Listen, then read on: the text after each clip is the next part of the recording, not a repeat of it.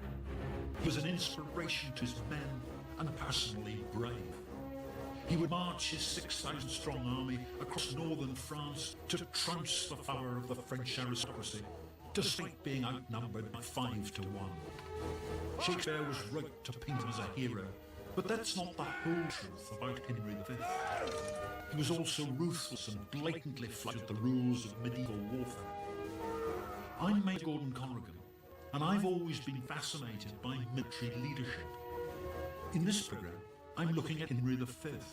How did a king transform himself into a military leader truly worthy of being considered one of Britain's greatest commanders?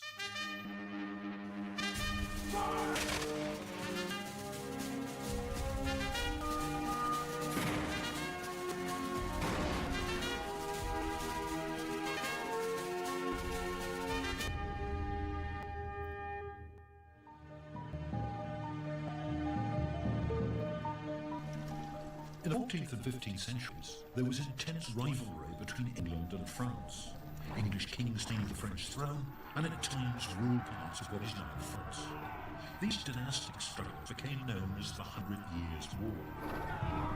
By 1415, there'd been 90 years of truce, but now civil war was raging in France.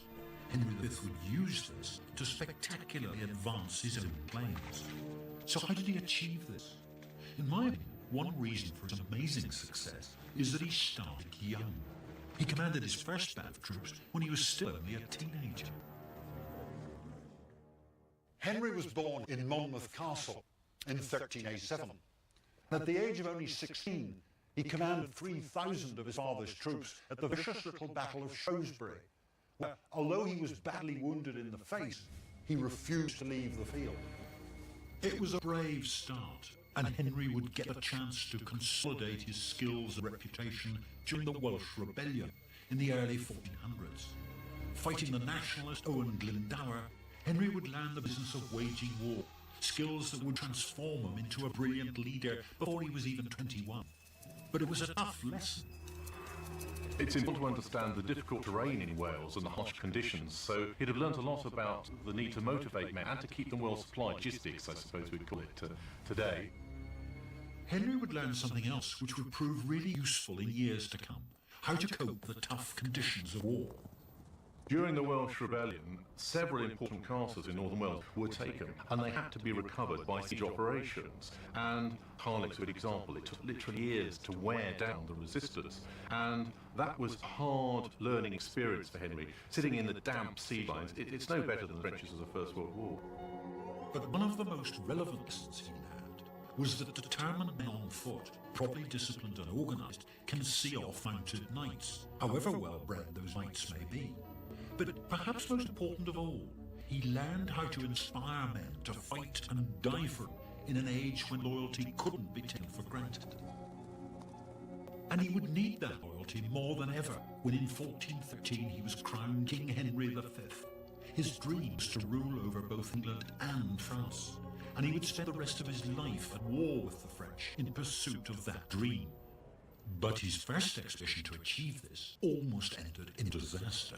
In Wales, Henry had learned that foot soldiers could be the equal of knights, and now he put that lesson into practice. Henry was a professional soldier, and he demanded the same standard from his men. He recruited 10,000 paid, full-time professional foot soldiers, the majority of them archers, to invade France. Henry understood the importance of surprise, and he kept his destination a secret until the last moment. Everybody expected him to head for Calais, which was, after all, an English possession, but instead he landed here, near Harfleur. Harfleur was one of the keys to Normandy and would give Henry a base where he could conquer the rest of Normandy. After that, he'd strike up the Seine, straight for Paris. In Harfleur, Henry showed all the qualities of a great leader. There isn't much left of the town's defences now, but in 1415, Harfleur was a very tough prospect. It was only a small town, but it had strong walls and fortified gateways surrounded by a deep moat. The French had no intention of surrendering to Henry, and a 5-week-long siege began. In Harfleur, Henry showed his leadership by laying down standards of behaviour for the campaign: looting, burning, molesting the civilian population were all banned. As Henry was claiming to be recovering his own lands, he could hardly tolerate the normal destructive tendency of soldiers. Breaches of the rules were punishable by hanging. The men didn't like it, but it did get their grudging respect. I think what Henry has got is what we call nowadays grip. He's the first person, for example, to write a series of instructions for campaign, and it is tied in with his chivalry. He's the kind of person that you want as a warrior king. Now that means sometimes he can seem harsh and even cruel by modern standards, but he has a very keen eye, a tactical eye, and the ability to inspire his troops by personal example. And what happened next would test his leadership and their loyalty to the utmost. In medieval warfare, armies that kept on the move could stay reasonably healthy. But now, after a 5-week-long siege, the army was hit by disease. It's a hallowed tradition of the Englishman abroad that he samples the local cuisine, eats far too much of it, and pays the penalty. And 1415 was no different. Henry's men tucked into the clams and the mussels and the oysters that grew in profusion in waters around Harfleur. The trouble was that the oyster beds were right next to the town's sewage outlet, and large numbers of the men started to go down with dysentery. 2,000 men died, and another 2,000 had to be sent back to England. Cheers. It's a measure of his skill as a great commander that even in the face of such losses, Henry retained the support of his sick troops. Together they toughed it out until the town was finally won, but it had cost him almost half his men. Henry had Harfleur to show for his expedition, but precious little else. It was far too late in the year now to head for Paris, even if he had an army that was healthy up to strength, and the weather had turned wet and stormy. But he couldn't just sail back to England. He had to produce something to justify the expense of this first foray to France. Henry decided on a radical and daring plan to march his troops 150 miles north to the English city of Calais and conquer whatever he could en route. It would be the ultimate test of his command of logistics and his ability to motivate and discipline his already depleted army. So he enforced the rules he had laid down in Harfleur with an uncompromising harshness. It's a measure of his strength of character and leadership that he chose to hang a prized asset, an archer, caught looting a church, rather than let discipline slip.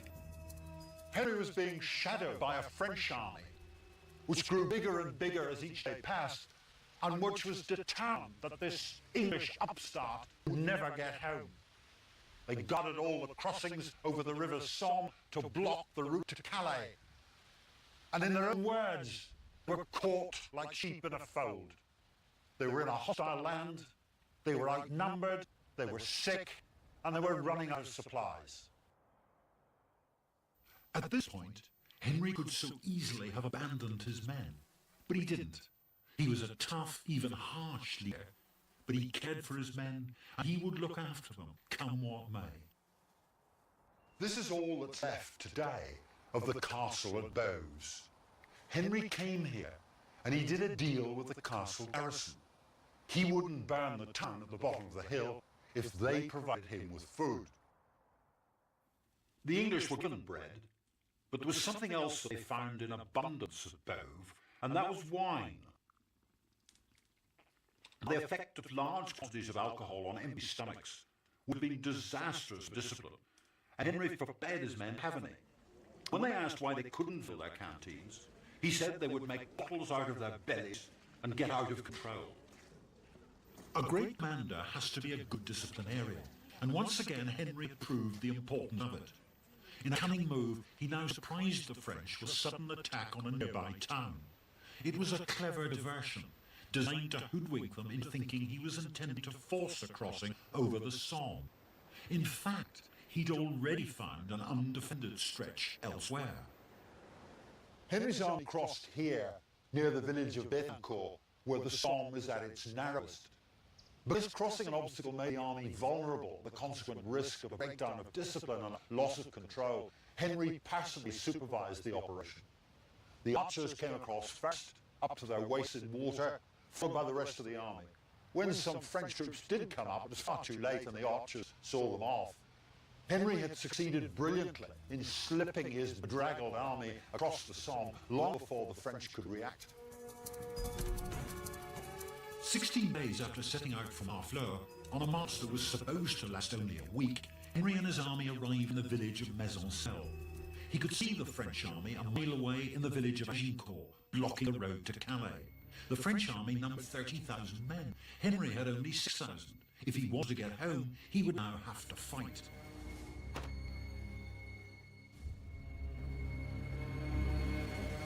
King Henry V was about to face his ultimate challenge. In his campaign to seize the French throne, he had led a ragtag army of 6,000 men in a miserable march across northern France. Now, as he set up camp near the village of Agincourt, he found his route home blocked by 30,000 Frenchmen. Now, more than ever, he would need the loyalty of his men. The few tents the English army had were put up, and some of the senior commanders at least would have had a reasonably dry night. As for the rank and file, well, what's one more night in a wet and muddy field? But this is where Henry had to show what leadership is all about. Men were wet, cold and hungry, and yet not one man slipped away. Nobody said they were too sick to fight. Nobody suggested surrender. How did Henry do it? Quite simply, they trusted him. They knew that he was with them, that he knew his business, that he shared the risks, and come what may, he would do his best for them. And of course, if they did try to slip away, he'd have hanged them.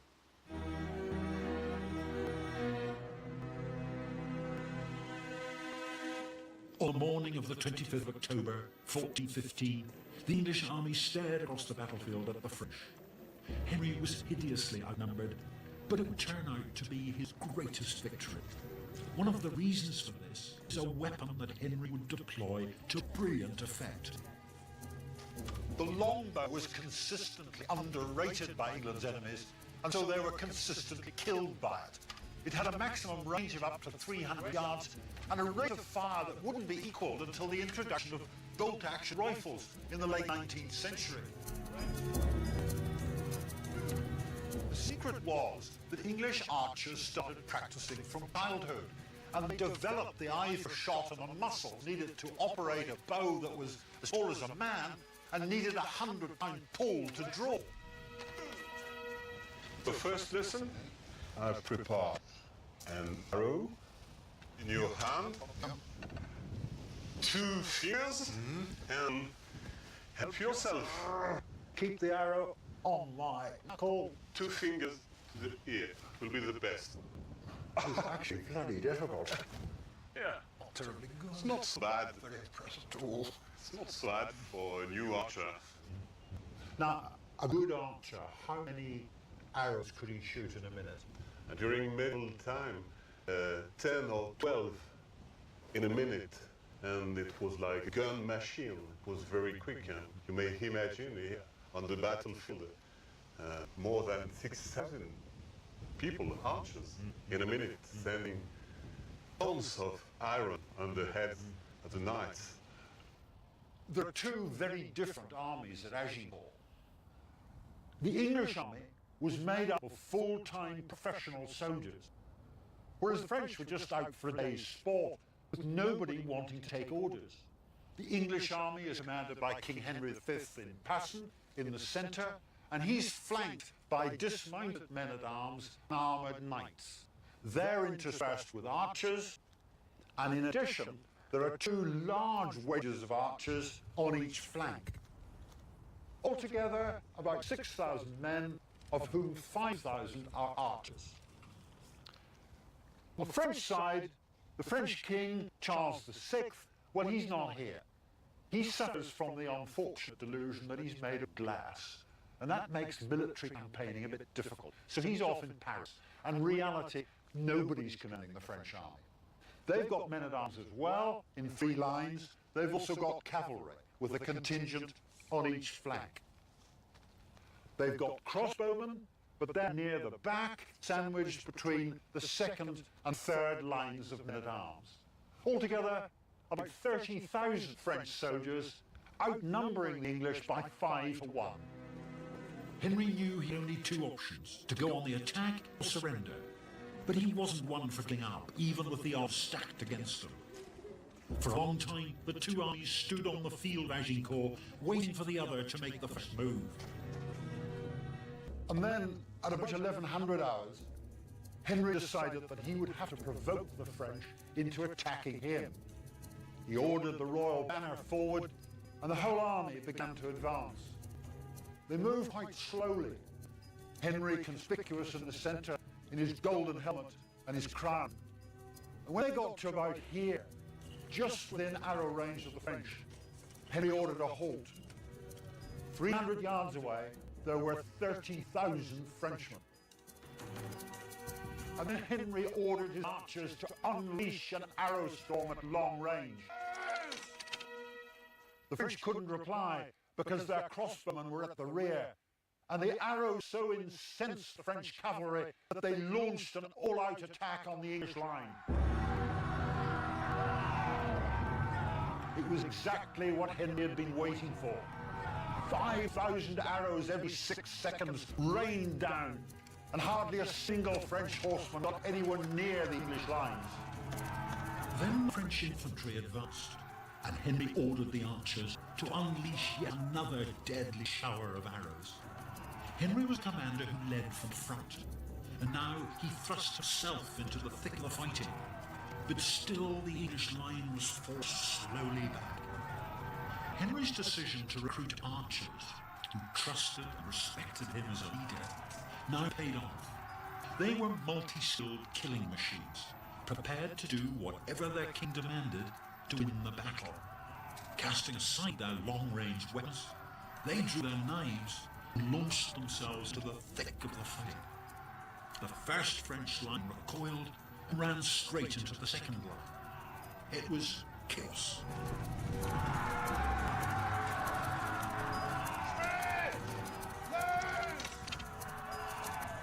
By now, only the third French line were capable of doing anything, and they were still there up on the skyline.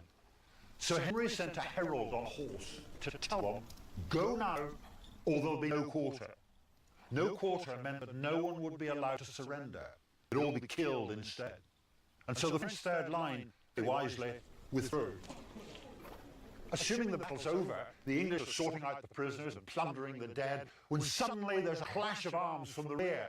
Is the English baggage line being attacked? And at the same time, elements of the French third line reappear.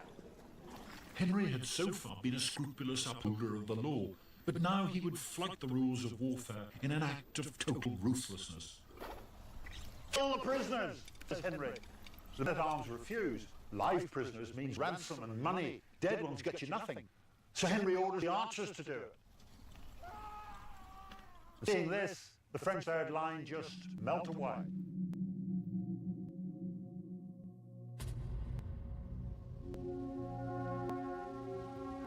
It's believed that some of the French dead were buried here by local monks.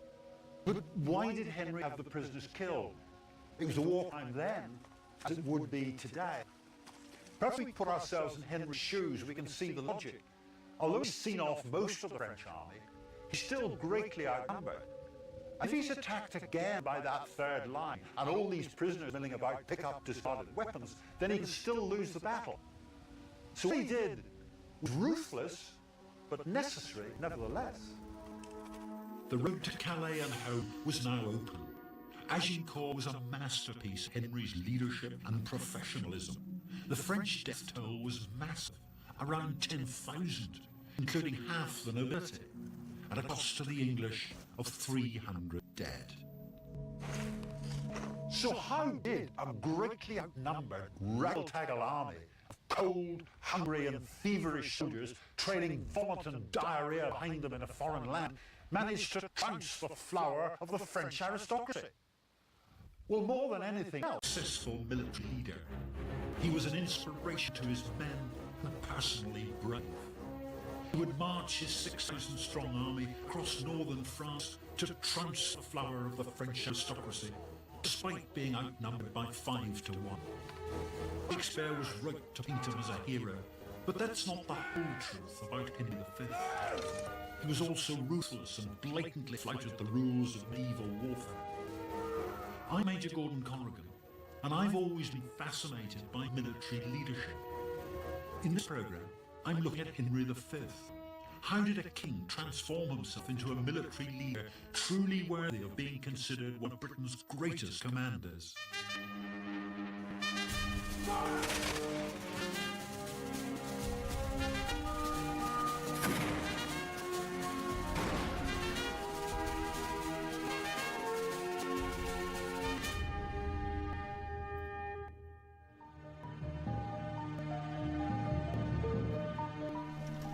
In the 14th and 15th centuries, there was intense rivalry between England and France. English kings claimed the French throne and at times ruled parts of what is now France. These dynastic struggles became known as the 100 Years' War. By 1415, there'd been 19 years of truce, but now civil war was raging in France. Henry V would use this to spectacularly advance his own claims. So how did he achieve this? In my opinion, one reason for his amazing success is that he started young. He commanded his first band of troops when he was still only a teenager.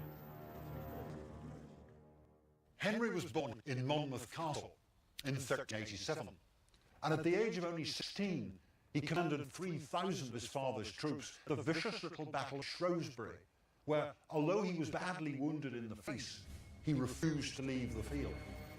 It was a brave start, and Henry would get the chance to consolidate his skills and reputation during the Welsh Rebellion in the early 1400s. Fighting the nationalist Owen Glendower, Henry would learn the business of waging war. Skills would transform him into a brilliant leader before he was even 21. But it was a tough lesson.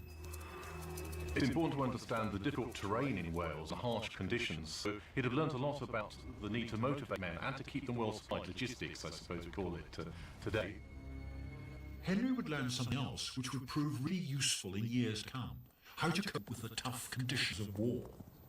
During the Welsh Rebellion, several important castles in northern Wales were taken and they had to be recovered by siege operations. And Harlech's a good example. It took literally years to wear down the resistance, and that was a hard learning experience for Henry, sitting in the damp siege lines. It's no better than the trenches of the First World War.